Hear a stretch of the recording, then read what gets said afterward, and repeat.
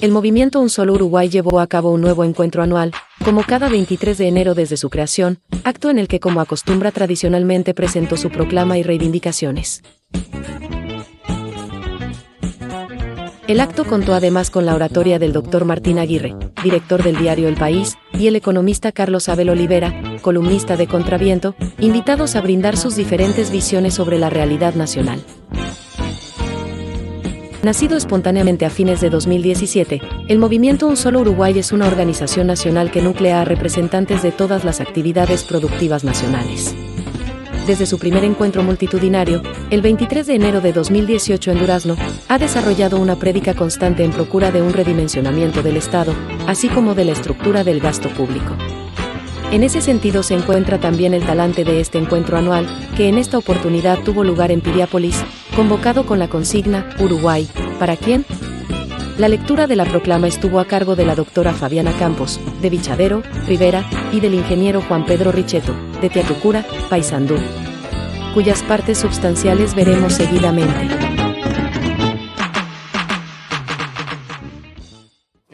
En general los periodistas, y yo me siento uno, nos cuesta involucrarnos. Hay un fenómeno que se da en las redacciones de los diarios, que es, o de los medios en general, que es que con el tiempo te van generando como una capa de cinismo o de falta de... como un humor negro, ¿no? Yo creo que lo asocio mucho a lo que le pasa a los médicos, cuando después de mucho tiempo es como que generan esa coraza, ¿no? Creo que todos los que hemos tenido algún pariente en el CTI alguna vez hemos sabido lo que es eso, de que uno siente como una falta, ¿no? Y tiene que ver también con una defensa propia para enfrentar la realidad que vemos todos los días, ¿no? Y a mí me pasaba, creo que hablábamos con Fabiana y con algunos más, que compartíamos, con la reciente campaña electoral lo que nos pasaba era, en particular, que teníamos una mirada muy diferente del país, ¿no? Yo he dicho en alguna entrevista que me pareció que la campaña electoral tenía el tono de un aviso de yerba, ¿no? Era todo felicidad, toda alegría, era toda gente escuchando murga en la Rambla tomando mate y parecía que el país andaba maravillosamente, ¿no? Y no solo del gobierno, que tal vez que eso es más comprensible, sino del lado de la oposición también. Y yo no creo que eso tenga que ver con una cosa impostada. Yo creo que hay una sensación, serán los focus groups, serán los estudios, de que hay un porcentaje enorme de los uruguayos que piensa que el país está fenómeno, ¿no? Y que vamos bárbaro. Y la realidad es que a poco que uno circula por la calle, la sensación que a uno le queda no es esa, ¿no? Estamos tan bien como parece. Y no es un tema solamente de áreas. Estás en Montevideo y ves que la cantidad de gente que está viviendo en la calle, marginalizada, que ya no es un tema de pobreza que merezca, que sea una necesidad de ayuda, sino que ya es una marginalidad más cultural, ¿no? Gente que no tiene una ambición de trabajo, de cambiar, sino que está viviendo el minuto a minuto. Y pasa también afuera, en el interior, cuando uno sale y ve también que hay una situación generalizada de desestímulo, de que las cosas así no van bien, y eso uno no lo ve en los medios, y ahí hay que hacer mea culpa de los que estamos en los medios también. Hay un fenómeno que a veces es difícil de... sí, cuando uno se autopega suele ser fácil para el aplauso, pero... hay un fenómeno que yo muchas veces lo he criticado también, pero que a veces es difícil de explicarle al que no está en los medios, y es que los medios de comunicación también los hacen seres humanos que están en un microclima y en un ambiente donde se les hace muy difícil comprender la realidad del país, ¿no? Porque les cuesta salir. Yo muchas veces lo digo en la redacción, a veces salimos a hacer una nota a Rivera, a Tacuarembó, a Cerro Largo, y parece que los periodistas estuvieran yendo al Congo, ¿no? Hace unos años un periodista del diario fue a hacer una crónica a Rivera, por ejemplo, me acuerdo el título porque era La última isla colorada, ¿no? Y el tipo estaba impactado. Entre las cosas que le llamaba la atención y que puso en la nota era el tamaño de los panchos. Decía, los panchos son mucho más grandes. Y había una chica de Rivera en la redacción y se ofendió mortalmente, porque dice, pero ¿y cómo me estás subestimando? ¿Dónde te crees que estás? Es Uruguay. Y eso pasa con una cantidad de temas, ¿no? Donde hay un divorcio cada vez más grande entre un determinado núcleo de la sociedad, que probablemente vive en el área metropolitana, en Montevideo, y tiene una mirada del país bastante limitada y parcial, y lo que es el país real, ¿no? Y hablando un poco de lo que es yo había traído unas cosas para leer, pero la verdad que me parece que no justifica. Hay una sensación de que hay dos países, ¿no? Hay un país que que ha perdido un poco la cultura del trabajo, la cultura del esfuerzo, las cosas que uno tiene la sensación, por lo que le cuentan sus mayores, de que fue lo que hizo que el país avanzara y progresara en algún momento. Y otra gente que tiene una mirada de que el país poco menos que está predestinado a ser rico y que si no hay más plata para todos es porque alguien se la está llevando y porque lo que hace falta es que venga una especie de autoridad estatal, paternal y que ponga las cosas en su lugar y redistribuya y haga justicia, porque en el fondo esto así no puede ser, ¿no? Y creo que a poco que uno sale de cierto círculo se da cuenta que no, que las personas que justamente que quieren trabajar, que quieren progresar en base al esfuerzo, no en base a la queja, en base al reclamo permanente, son los que la tienen más difícil hoy en día en Uruguay, ¿no? Son los que realmente se les hace más difícil el día a día. Recién hablábamos con alguien de un tambo de Canelones y contaba lo que es para ellos llegar a cerrar su negocio, a ser viables, ¿no? Mientras que por otro lado vemos que hay reclamos y planteos en otros sectores de la sociedad donde uno mira los números y la verdad que no justificarían ese tono de enojo, ese tono de confrontación, ese tono de permanente, ¿no? De furia.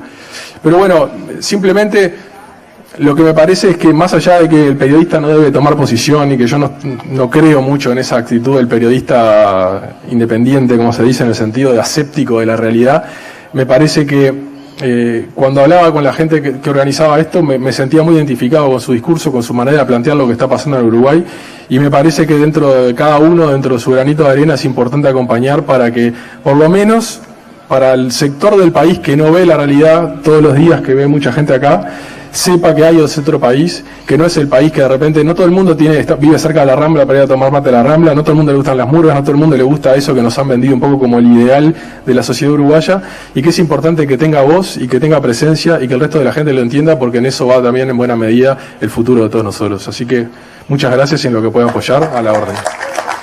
Ante todo quiero agradecer muchísimo al Movimiento Un Solo Uruguay por la invitación. A mí también me sorprendió un montón que me invitaran. Yo trabajo en un sector que es bastante poco conocido en el Uruguay, trabajo en la industria pesquera.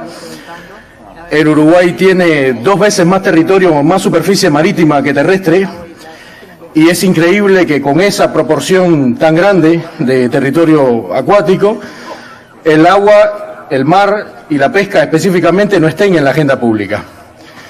La pesca ha acompañado al ser humano durante 2 millones de años aproximadamente. Hace 2 millones de años que estamos comiendo pescado, y se dice que lo primero que cocinó un ser humano con fuego fue pescado hace casi 800.000 años. Entonces es algo que viene con nosotros hace muchísimo. A nivel mundial tiene un peso tremendo. Hay decenas de millones de familias que viven directamente del sector pesquero, y hay un par de miles de millones de personas cuya principal proteína es el pescado, especialmente países humildes. El Uruguay juega su rol ahí, aunque no se conozca. Nosotros producimos entre 60 y 70.000 toneladas de pescado por año. Alimentamos unas 3 millones de personas en materia de proteína acuática, principalmente de China y el África Occidental, a la cual suministramos bastante pescado. Si bien el consumo en Uruguay es poco, nosotros andamos en 7 kilos por habitante, la media mundial es de 21 kilos por persona al año, y ha ido aumentando a medida que pasan los años. En la década del 60 era de 9 kilogramos. La pesca en Uruguay viene de un largo proceso de deterioro que la llevó de exportar casi 300 millones de dólares por año a recientemente, el año pasado cerramos con 90 millones. Y lo mismo en cuanto a la pérdida de empleo y demás. Es la causa esto está causado por muchísimos de los problemas que compartimos con el resto de los sectores productivos del Uruguay.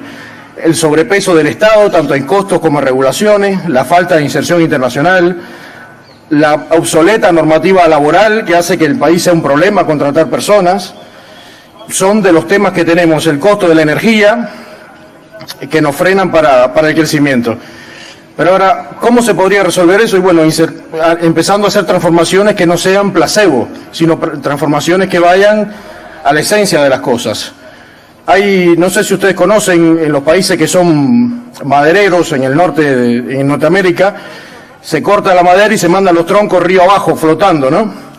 Y cada tanto se tranca eso y busca un experto que encuentra cuál es el tronco clave. El tronco clave es el tronco que moviendo solo ese se destranca todo. Y entonces esa persona que gana mucho dinero es el que conoce qué tronco encontrar y destrancar todo. Y uno tiene la sensación, cuando ve lo que pasa con la industria pesquera en la que yo vivo hace 13 años en el Uruguay, y ve el resto de los sectores productivos, que a veces decimos en Uruguay es difícil, y no es tan difícil, porque cuando uno hace el cruce, las problemáticas son las mismas.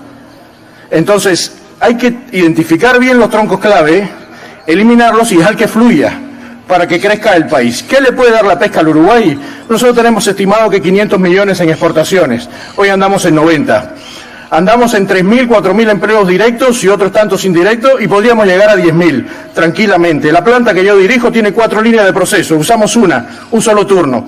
Podríamos usarlas todas 2 turnos. El principal empleo que nosotros generamos es, en el caso de las plantas, sobre todo mujeres, y mujeres, muchas jefas de familia, un sector en el que Uruguay tiene un problema a partir de las dificultades que tenemos en materia educativa que tenemos que afrontar, pero mientras tanto todas estas personas tienen que trabajar. La pesca ofrece trabajo de la persona más humilde hasta el ingeniero con mayor nivel. Tiene todo, y se considera que una persona embarcada genera 7 empleos en tierra. Tiene un efecto, no me gusta decir efecto derrame como economista, pero hay una cadena de valor alrededor muy importante. La pesca además brinda soberanía al país. La soberanía no se hace solo con 2 barcos de guerra, la soberanía se hace con presencia, la soberanía se hace estando. Si solo tenemos 54 barcos pesqueros, una flota que llegó a tener más de 100, el mar está vacío y puede entrar cualquiera y pescar, porque nosotros no estamos allí, no estamos ejerciendo soberanía. Junto con esto, la pesca es salud, porque el pescado, ¿a quién no le ha recomendado el médico acá comer más pescado? Y andamos por 7 kilos. Tenemos que duplicar eso. Lo podemos, producimos un montón. Consumimos solo el 5% de lo que producimos, el resto lo exportamos. La pesca además tiene, para darle al Uruguay algo que a mí me gusta mucho, que es la aventura. La pesca tiene un espíritu intrínseco emprendedor. El ser humano se alimentó históricamente con lo que recolectaba, que se convirtió en la agricultura, lo que cazaba, que se convirtió en ganadería, y la pesca... Pues la pesca hace 2 millones de años que sigue siendo la pesca. Entonces tiene algo de antiguo, tiene algo de riesgo, tiene algo de esperanza, de salir, subirse a un barco, no saber lo que te vas a encontrar, capaz volver sin nada, y salir de nuevo. Y eso tiene mucho para enseñarle a una sociedad, de jugársela, de saber que puedes perder y levantas y vamos de vuelta. Y entonces eso también tiene para darlo a la pesca. Yo llevo 13 años en el Uruguay. Yo llegué a este país, me bajé en el aeropuerto de Carrasco, respiré y dije, este es mi lugar en el mundo. Yo soy un convencido de que si nosotros queremos, podemos convertir a este país en el mejor lugar para nacer, el mejor lugar para vivir y el mejor lugar para invertir. ¡Vamos arriba, Uruguay! Asistimos hoy al 8º encuentro anual del movimiento Un Solo Uruguay. Y con él queremos agradecer y llegar a todos los que lo integran y suman, en el esfuerzo de acompañar, aportar su visión, sus conocimientos y, lo más valioso, su tiempo y empuje. También agradecer a los señores oradores por formar parte de este encuentro.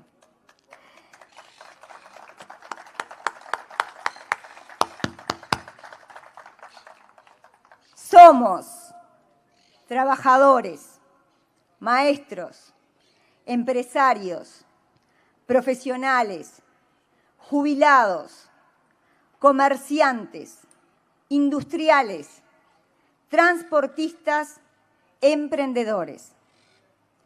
Todos con los mismos anhelos y con las mismas dificultades. Es un momento especial de transición, no solo de un gobierno a otro, sino de 5 años, con muchas expectativas y algunos resultados. Un gobierno que deja un Estado realmente fuerte, tan fuerte que necesitó un nuevo ministerio, nuevas alcaldías y más de una decena de direcciones de género. Hoy el Poder Judicial clama por 16 oficinas de género en el interior. ¿Serán necesarias? No lo sabemos, pues no se conocen resultados comprobables. Lo que sí sabemos es que hay que pagarlas, y tal parece que es un sistema que no se va a caer y que siempre tiene buena señal. nos reunimos una vez más para reclamar los cambios que todos los políticos prometen, pero que no llegan.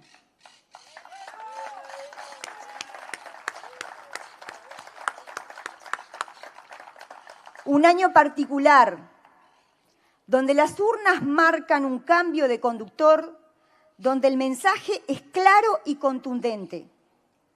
Los uruguayos queremos cambios y todos damos ese crédito para que ocurran. Somos fervientemente democráticos y estamos convencidos de la importancia del bien común de todos los orientales.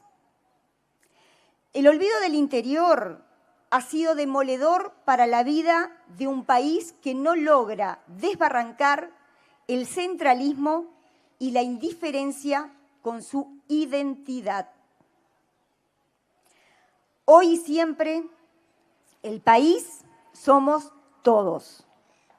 Y se quiera o no, los números importantes de la economía nacional, sin querer minimizar sectores tan importantes como el turismo, la tecnología, el software, etcétera, lo han dado y lo siguen dando sus agroexportaciones. Sin olvidar la gran riqueza hitícola que albergan nuestras aguas territoriales, que libran una batalla en soledad por su existencia y que produce materia prima exportable de alta calidad, además de generar en toda su cadena miles de empleos genuinos. Con una mención especial al sector de la granja, hoy tan vapuleado por malas políticas aplicadas por un Estado recaudador y gremialmente poco protegido. A la vista del mundo y a la luz de nuestra economía, somos un país agropecuario. Nuestro pasado, nuestro presente y seguro nuestro futuro va a depender en gran medida del sector. Tenemos las condiciones naturales, el conocimiento, la experiencia para poder desarrollarnos mucho más, lo que requiere que nos cuiden y que nos valoren. Nada especial, lo justo. Uruguay no necesita, ni pide ni quiere flan. Sí necesita de las voluntades políticas que generen las condiciones propicias para el desarrollo y crecimiento real del país. Diagnósticos los hay por cientos, pero políticas de funcionamiento adecuadas para el país, muy pocas. En este sentido, este movimiento social ha presentado variadas propuestas a los gobiernos que han transcurrido y lo continuará haciendo, más allá de que tengan eco o no. Son aportes que se recogen de las inquietudes ciudadanas de todos los rincones del país, de los sin voz, y se hacen con el apoyo invalorable de los profesionales experimentados en la materia. Este es el caso de la Asociación Nacional de Control y Participación Ciudadana, con personería jurídica, presidida por el economista Jorge Núñez, que además cuenta con representantes de todos los departamentos. Esta asociación es apoyada por el movimiento Un Solo Uruguay, donde muchos de sus integrantes forman parte, y el cual agradece y destaca la gran labor que viene llevando adelante con gran esfuerzo y con abnegada participación de muchos profesionales en la materia. Asistimos a lo largo de estos años a un deterioro constante de la calidad de nuestra educación. No solo a nivel educativo y no solo por la deserción a nivel de secundaria, sino con la desazón de haberle inyectado mucho más recursos y con la constante de no lograr resultados.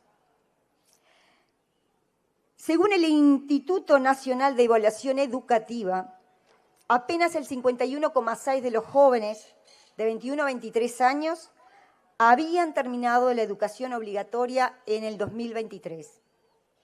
Uruguay permanece en el puesto 15 entre los 17 países de América Latina y el Caribe en egreso de enseñanza media superior, solo por encima de Honduras y Haití.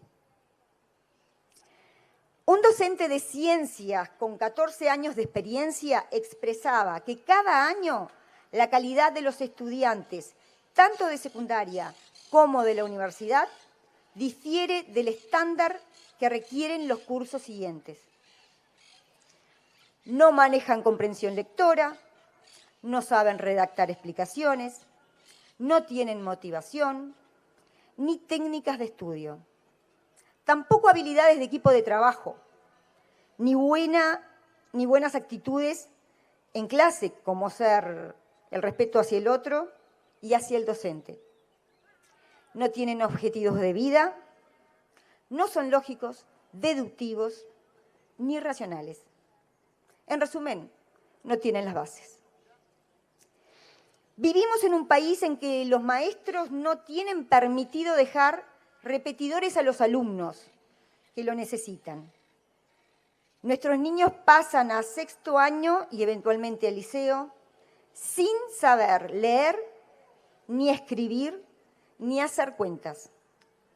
Básicamente todo se reduce a que la necesidad política de que los números luzcan bien supera a la necesidad social de que los gurises tengan una educación decente.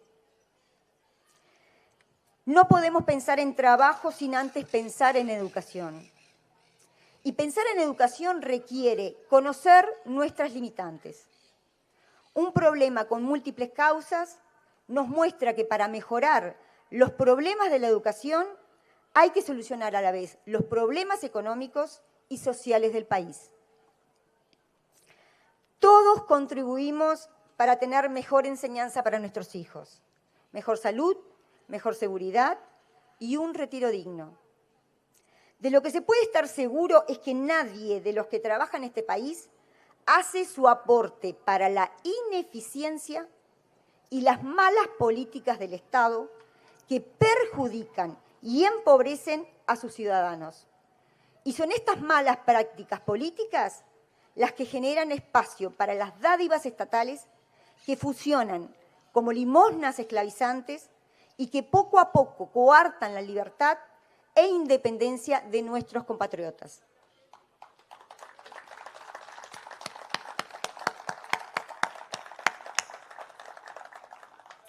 Por ello, Uruguay no necesita flan, necesita un plan. Una reforma seria del funcionamiento del Estado, donde la burocracia se sustituya por la eficacia y eficiencia, donde los cientos de regulaciones sin sentido dejen de existir, donde el emprendedor pueda hacerlo y donde ningún ciudadano sea el rehén de corporaciones que nieguen el derecho humano al trabajo, donde exista un marco jurídico adecuado y factible de cumplir, donde a todos nos enorgullezca decir que somos iguales ante la ley y que se respete y cumpla la Constitución.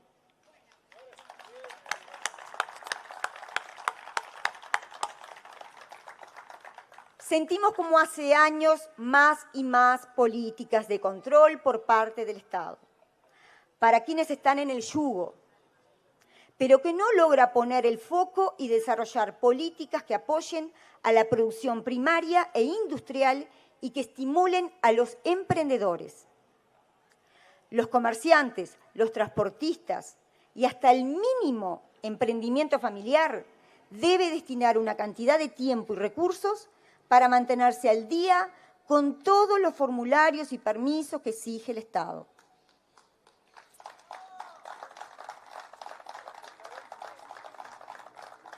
Pero, a cambio, no se recibe ningún estímulo realista a la inversión, a la innovación y al emprendedurismo. Solo trabas y obstáculos que dificultan la generación de ese trabajo genuino del que hablamos. No somos un país pobre, somos un país empobrecido.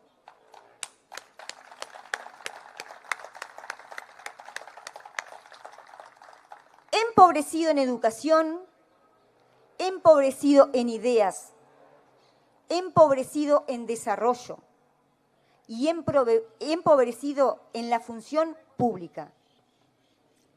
Nacer en un pueblo lejano del interior no es ser pobre ni analfabeto.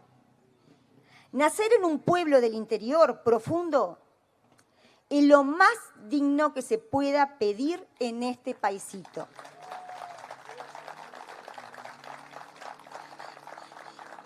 Nada más halagador que llegar a ser alguien, habiendo estudiado en una escuelita rural perdida en el mapa.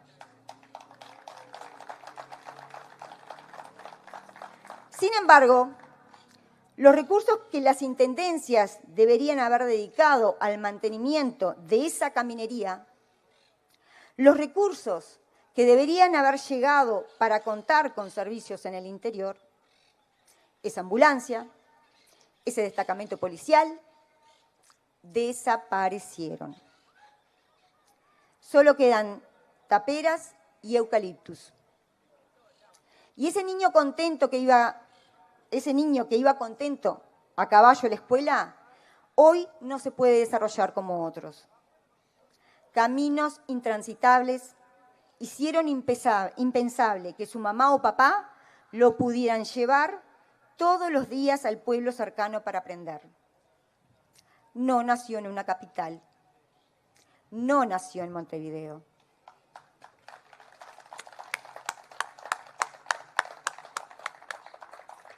El mensaje es triste.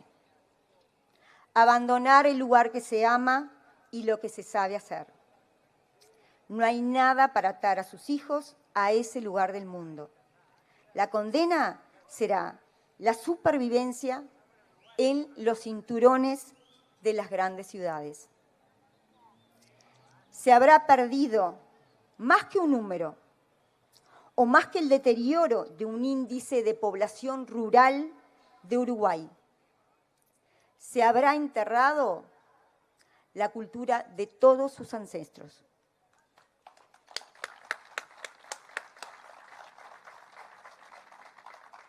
Lo decimos enérgicamente.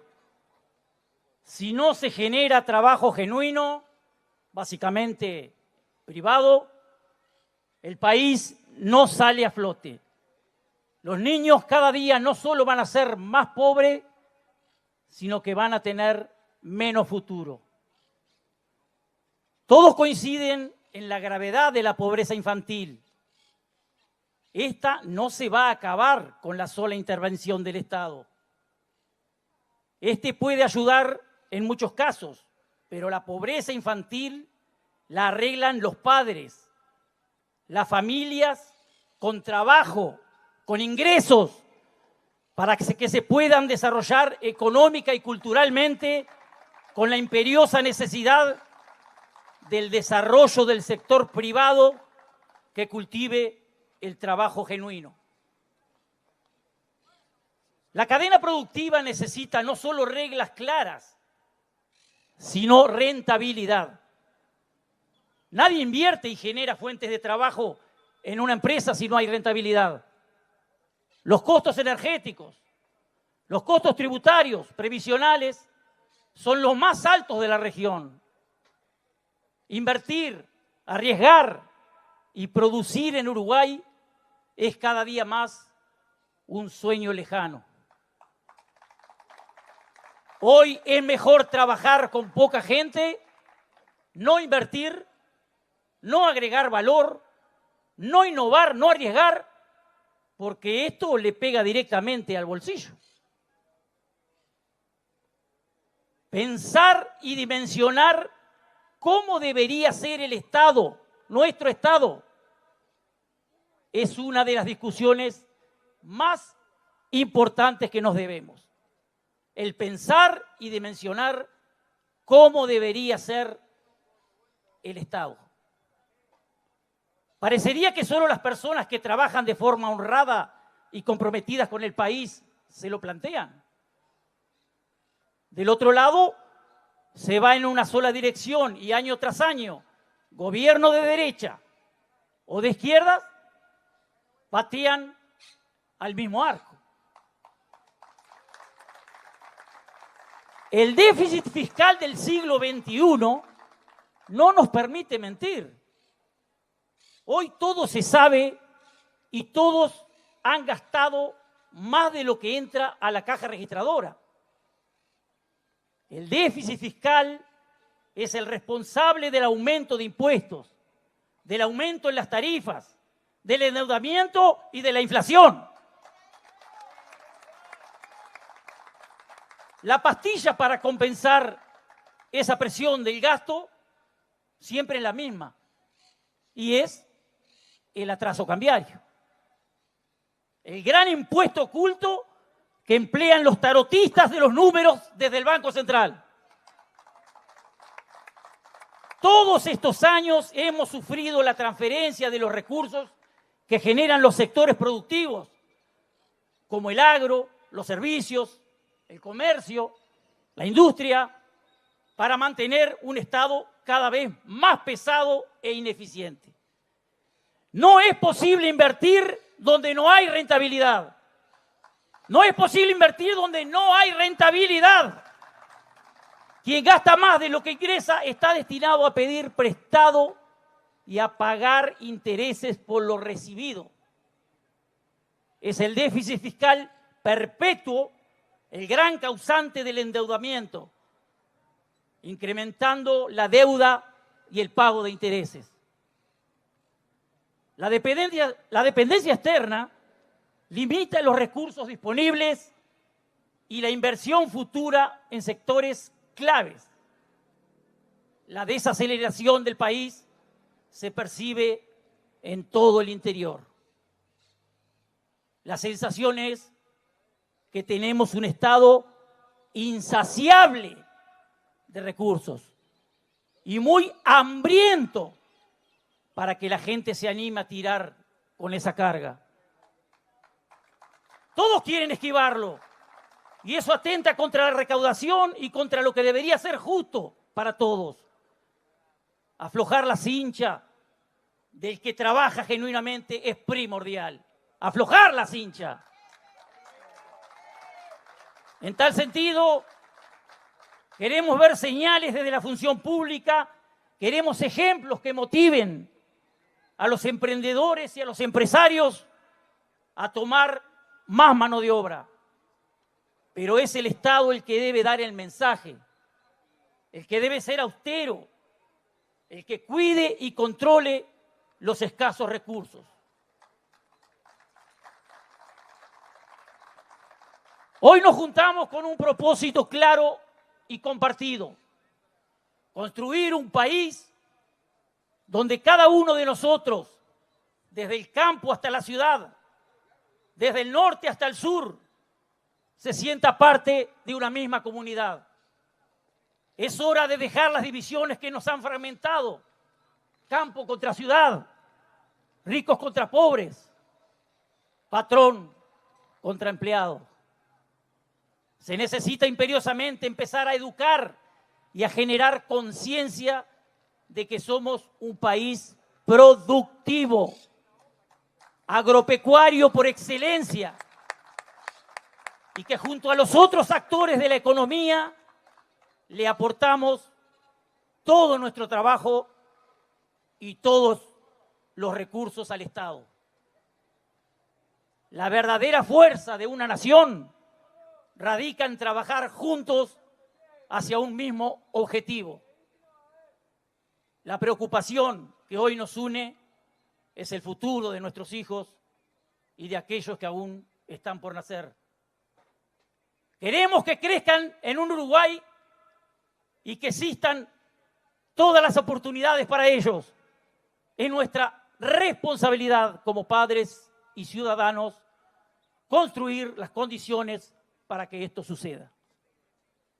El primer paso hacia ese futuro es generando trabajo genuino, especialmente en el sector privado. Los grandes números de este país hablan de nuestras agroexportaciones. Y desde Artigas a Maldonado, desde Rocha hasta Villa Soriano, las economías están entrelazadas con el sector agropecuario.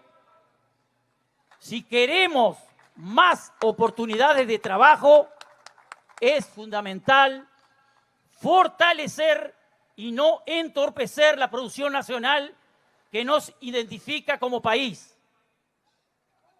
Cuando ellos producen, reinvierten en sus comunidades, generan empleo y se dinamiza la rueda económica.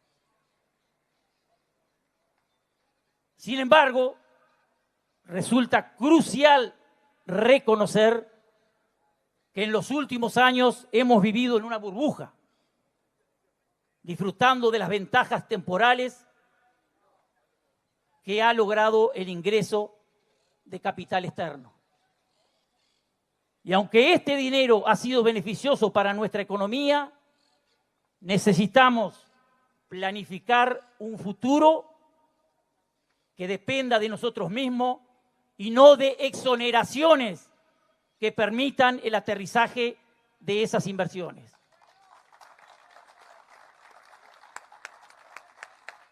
Al acercarse un nuevo gobierno, es esencial imaginar un Uruguay donde nuestros hijos no tengan que huir en busca de oportunidades, donde puedan crecer, aprender y ser parte integral de nuestro futuro.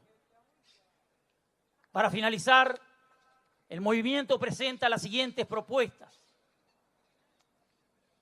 Reducir la cantidad de ministerios de 14 a 11 ministerios. Dejarían de ser ministerios y pasarían a funcionar como secretarías. Ellos serían Ministerio de Ambiente, Ministerio de Defensa, Ministerio de Turismo. ¿Por qué no secretarías de Ambiente, Secretaría de Defensa, Secretaría de Turismo? Estas secretarías deben presentar proyectos de inversiones anuales con proyección de gastos. Estos proyectos pasarán por el Tribunal de Cuentas, que hará sus observaciones correspondientes, previo a la presentación en el Parlamento, que será quien aprobará o modificará ese gasto o inversión. Las razones: reducción de costos de funcionamiento de grandes estructuras cada vez menos necesarias para el país. Estamos en la era de los grandes avances tecnológicos. Estamos en el siglo XXI, en otro milenio. Hay que avanzar. No podemos seguir flotando. Segunda propuesta: los contratos. Los contratos que deban ser firmados por el presidente o por integrantes de la cúpula del Poder Ejecutivo deberán necesariamente, previo a su firma, ser aprobados por el Parlamento. Y finalizando y despidiéndonos y agradeciéndole su presencia, les dejamos una pregunta para todos, para ti y para todos. ¿Qué hacemos con las embajadas? ¿Qué hacemos con las embajadas? A pensar y a responder próximamente. Muchas gracias. Hasta el próximo año.